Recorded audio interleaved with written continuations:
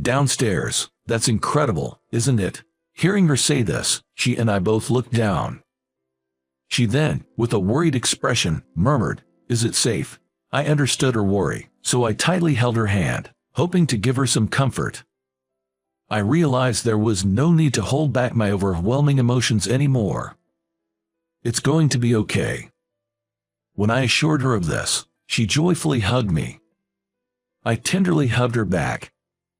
It took quite a long time before I could hold her in my arms like this. Feeling the love transmitted skin to skin, I knew this was the moment I had been longing for. My name is Mike. I was born into a typical family, living with my mom and dad. I was a shy and quiet child, but I entered my rebellious phase around middle school. I wished I could have been just a cheeky one, but unfortunately, it was rather severe. My quiet dad and I spoke even less, and my relationship with my mom became strained. Whenever I opened my mouth, I would spew abusive words at my mom and sometimes just continue to ignore her. I skipped school without permission and had unauthorized sleepovers at friends' houses. But my mom would scold me at times and patiently listen to me at other times. We occasionally had verbal fights, but she never once rejected who I was as a person. Looking back, she really was a wonderful mom. One day, I was wandering around the nighttime city streets, following a delinquent senior. My mom, who had been looking for me, found me there. Mom and Dad apparently searched for me until midnight since I didn't come home. Honestly, I was a bit moved that my mom would do anything for me. But it was embarrassing to have my seniors know my mom was looking for me, and it was embarrassing to show my emotions to my mom. So, that day, I shook off my mom's attempts to take me home and ran away. In the end, I didn't return home but stayed at the senior's house. However, the next day, I deeply regretted it. When I woke up at the senior's house, I saw numerous missed calls on my cell phone. There were dozens of calls from my dad. With a bad feeling, I reluctantly called my dad back. Despite the many calls, my dad was calm. "You know the general hospital near home, right? Come here. No need to rush. Your mom's waiting, but take your time," he said. But his voice was clearly strained, and contrary to his words, I rushed to the hospital after hearing I didn't need to. I hurriedly caught a taxi and rushed to the hospital. My mom was sleeping, covered with a white cloth. It seemed she was hit by a drunk driver on her way back from looking for me. If I had come back with her, if she didn't have to go looking for me, if I hadn't acted out so foolishly, I blamed myself and withdrew from the world. Tears wouldn't come out. I simply closed the curtains, spending the day gazing into the pitch-black space. At that time, I was supposed to be preparing for high school entrance exams, but I didn't take them. My kind dad silently watched over me, daily placing food he struggled to cook in front of my room. Despite losing someone important, he never blamed me, the cause of it, even once. I didn't know how to respond to his kindness. After realizing the magnitude of my actions and their irrevocability, the feeling of despair grew day by day.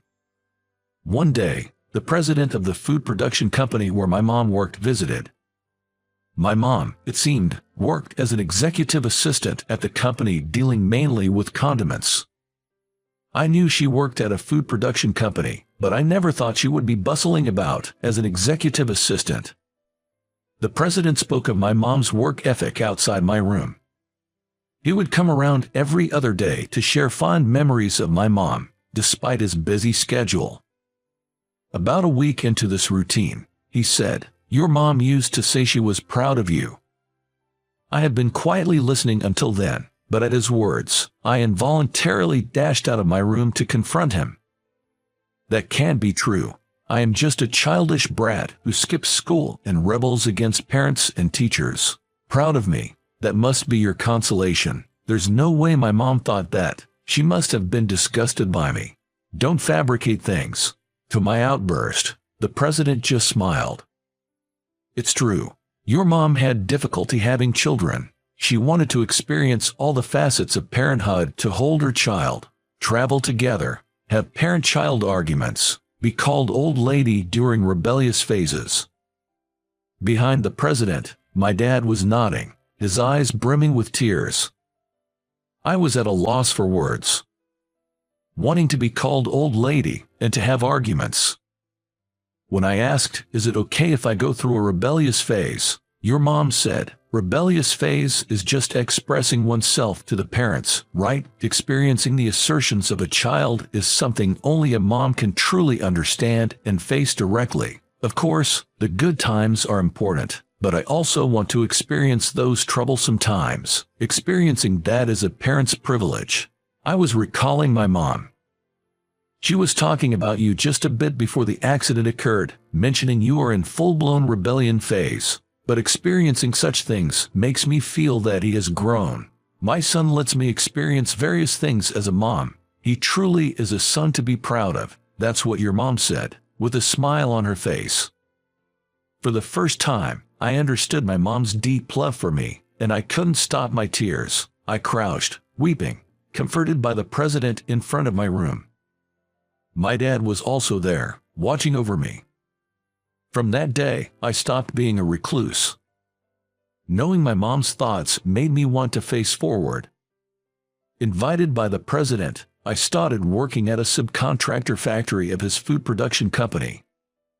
He told me I could aim to take high school exams while working or pursue something else I might find. He provided a place for me until I could find my dream. But still, without a dream at that time, I devoted myself to the job at hand. Everyone in the factory, including the president, knew my circumstances, and they were strict but kind. Since I didn't take the high school exams, everyone took turns helping me study during breaks. In the workplace with many older people, I met a girl of my age. Her name was Hannah. Hannah, 2 years my senior, also didn't finish high school. Coming from a poor family, she gave up her education to work so her younger brother could study. Despite being only 2 years apart, Hannah worked so hard. Even though her circumstances were far from ideal, Hannah always remained cheerful and positive, never showing any sign of bitterness or defiance. She often lifted my spirits. 3 years after starting to work in the factory, Hannah made a proposal to me. "I'm not great at studying, but you, Mike, you pick things up so fast, don't you? Why don't you try taking the high school equivalency exam? I'm sure it'll benefit you in the future." Encouraged by the words of Hannah and by the people at the factory who taught me, I took the high school equivalency exam. And I passed it with flying colors. When I showed the passing notice to Hannah, she beamed with joy. I guess that's what people mean when they say someone has a blooming smile. At that moment, I realized I had feelings for Hannah. I was promoted to a full-time employee when I turned 20. And by the time I was 23, I was called to the main office. Hannah and I were still in touch, but our relationship didn't progress. It seemed like Hannah saw me as a family member or a younger brother, so I didn't have the courage to confess my feelings to her. She started attending night high school after successfully sending her brother to college. Actually, having at least a high school diploma was a condition for becoming a full-time employee in this company. Hannah aimed to become a full-time employee after obtaining her high school diploma. When I was to move to the main office, she was more delighted by my promotion than I was. "Amazing. Keep it up. I'll do my best too." Hannah, who always supports people straightforwardly, seemed indeed a wonderful woman. I then accumulated achievements in the sales department of the main office and served as a section chief. Hannah retired when she got married at 27. It was shocking, but it was my fault for not having the courage to tell my feelings. Hannah didn't have a wedding, so I never met her husband, but she seemed very happy. Seeing her smile, blessing her was the only option for me. After turning 30, it was decided that I would be transferred as the head to the HR department, a department with only highly educated people. This transfer, where a young punk like me would go to a department full of highly educated people, was unprecedented. I was taken in by the president, and I had been doing my best to handle the tasks at hand. I had always wanted to live a life that wouldn't shame my mom. I managed to get here with the help of the people around me. I had nothing but gratitude for everyone who had supported me up until now. Finally, my first day as a department head arrived. However, I was suddenly made aware of the unhealthy mindset of this department. I was asked by the section chief of the new department about which university I graduated from. Since it wasn't something to hide, I honestly said I dropped out of junior high. Before I could tell him that I had obtained my high school equivalency after joining the company, he immediately started looking down on me. "Junior high dropout, are you sure you're in the right place? Everyone here is highly educated. I don't need a junior high dropout as my subordinate. Please, leave." It seems that he thought I was another employee who was transferred on the same day. I was pissed off at the section chief's disdainful attitude. The people at the factory and Hannah who saved me may not have been highly educated, but they were all wonderful people. Feeling looked down upon because of lower education felt like those people were also being looked down upon. I don't need a subordinate who discriminates based on educational background either. Huck subordinate. The perplexed section chief and I faced each other. "I've been assigned here from today. I only had a middle school diploma when I joined the company, but with everyone's support, I earned my high school diploma. I've proven my capabilities, and here, I will be the department head, so I'll be your superior." The color drained from the section chief's face, and he apologized in a faint voice. However, actually, judging people by their educational background wasn't unique to the section chief. In this human recourse department, known for collecting highly educated individuals, many shared a discriminatory view based on educational background, like the section chief. The president himself appointed me as the head of this department, probably for that reason. It seems the president has always wanted to put an end to the discriminatory view based on educational backgrounds within the company. So, even though I joined with only a middle school diploma, he appointed me, having proven my worth, as the new head of the HR department. I want a workplace where capable individuals are recognized, regardless of their educational background, the president told me. From then on, I proceeded with reforms under the president's instructions. Scouting talent for the HR department, irrespective of their educational background, was also part of it. I would identify potential candidates and the president would interview them, and if they had the president's approval, they were welcomed into the HR department. My reunion with Hannah was during one such talent search. I found Hannah, who was supposed to have resigned to get married, in another department. When I heard about an excellent employee, I checked the employee list and found out it was Hannah. Hannah and I met at a cafe after work to talk. It turns out, Hannah had divorced her husband and returned to the company. Apparently, her husband's bad drinking habits were the reason for the divorce. "I could have supported you if you had told me," I said, to which Hannah smiled weakly. "I wanted to tell you, Mike, but I didn't want to worry you." Hannah, who spoke so, didn't have her usual brightness or smile. I could feel how painful her marriage had been, and it saddened me. I told Hannah that I want to support her from now on, and she should consult me about anything. I believe Hannah is the talent needed to change the current HR department, but whether to welcome Hannah to the HR department or not was up to the president. As a result of the interview with the president, recognizing Hannah's abilities and humanity, it was decided she would join the HR department. Initially, Hannah, who, like me, only had a high school diploma, was not readily accepted by the others. However, with her diligent work and steadily accumulated achievements, others gradually began to open up to her. We, together, laid a good foundation for a workplace unrelated to educational backgrounds. Hannah seemed to regain her spirits, seemingly well suited for the job in the HR department. Watching her regain her sparkle, I, too, found my long-sealed feelings for Hannah rekindled.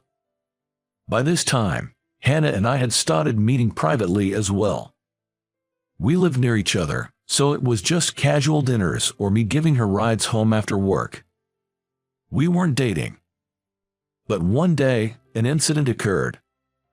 It was a day off, late at night, when I received an urgent call from Hannah. "Help me."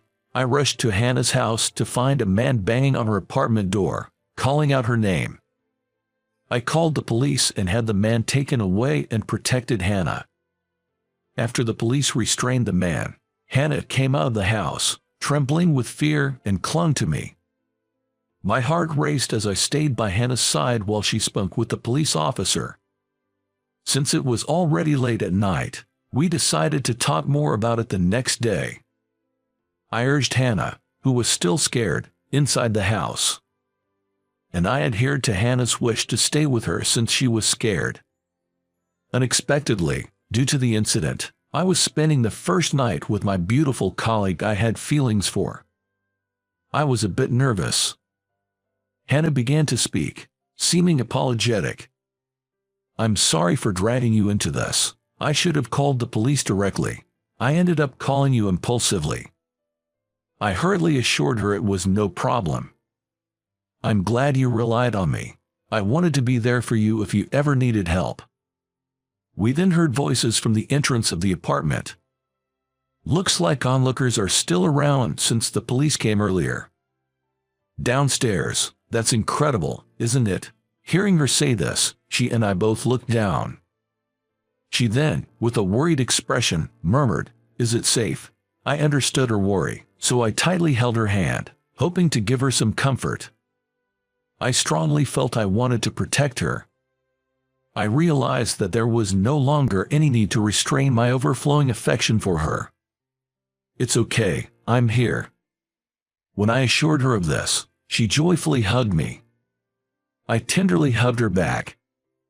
Finally, I told my feelings to her that I had harbored for so many years. It took quite a long time before I could hold her in my arms like this. Feeling the love transmitted skin to skin, I knew this was the moment I had been longing for. This is how we started dating. My relationship with Hannah progressed smoothly, and I proposed to her on her 33rd birthday. She nodded, with the same radiant smile as when we first met. For our marriage greetings, Hannah and I went to meet the president and the factory workers. Everyone genuinely congratulated us on our marriage. The section chief, who used to look down on me due to my educational background, has become a good partner at work, and I thanked him again.